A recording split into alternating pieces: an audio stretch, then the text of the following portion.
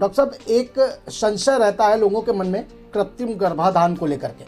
लोगों को लगता है कि जी कृत्रिम गर्भाधान अगर ज़्यादा कराते हैं तो प्रजनन क्षमता जो पशुओं की होती है वो घटती है, या फिर उनकी बॉडी में कुछ इंटरनल प्रभाव पड़ता है। उसको लेकर के जो संशय है लोगों का, कृपया वो दूर करें डॉक्टर साहब। जी जी हमारा एक्चुअली हमारा देखिए, हमारे यहाँ पे पशुपालन जो शुरू हुआ था वो आप आज अगर हम इतिहास उठा के देखें तो करीब 10 पहले शुरू हुआ था।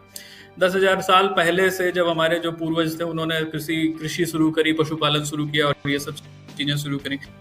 धीरे धीरे उसमें तकनीक का प्रयोग शुरू हुआ। फिर हमने जो सिर्फ हम दूध उत्पादन किया करते थे वो अपने खुद के पीने के लिए, फिर उसके बाद उस दूध को हमने बेचना शुरू किया, फिर उसको दूध को हमने व्यवसाय बना लिया।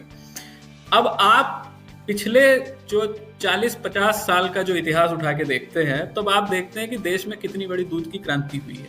आप देखते हैं कि जो दूध पहले के समय में हमें जो है मतलब जो हमें प्रतिदिन का जो दूध का हमारी जो खपत थी, अगर हम पूरे देश का औसत लें तो वो करीब 60 से 70 ग्राम हुआ करती थी। आज के दिन में प्रति व्यक्ति दूध की खपत है वो करीब 350 ml के आसपास है। तो और कई जो विकसित राज्य हैं उनकी हम अगर बात करें, जैसे पंजाब हरियाणा की बात करें तो ये 1 लीटर के ऊपर भी है। तो आप ये इसको इस तरह से समझ सकते हैं कि हमने इसमें तकनीक का प्रयोग किया, उसकी वजह से हमें ये फायदा हुआ। इसी तरीके की एक तकनीक है जो कि है कृत्रिम गर्भाधान यानी आर्टिफिशियल इंसेमिनेशन। कृत्रिम गर्भाधान के ऊपर में लोगों के दिमाग में बहुत सारे संशय होते हैं कई मौके पर, बट काफी हद तक जो संशय है वो लोगों के दूर भी हो चुके हैं। अच्छा, संशय ये है जैसा आपने कहा कि प्रजनन जो है उस पर प्रभाव पड़ता है।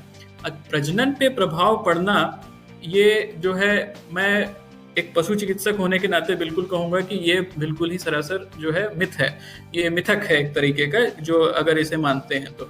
कई मौकों पर क्या होता है, कई मौकों पर क्योंकि ये तकनीक है, समझ के देखिए कि ये एक ऐसी तकनीक है, मानिए कि आपको कहीं जाना है और आप पैदल चलने के बजाय आपने मोटरसाइकिल पकड़ ली।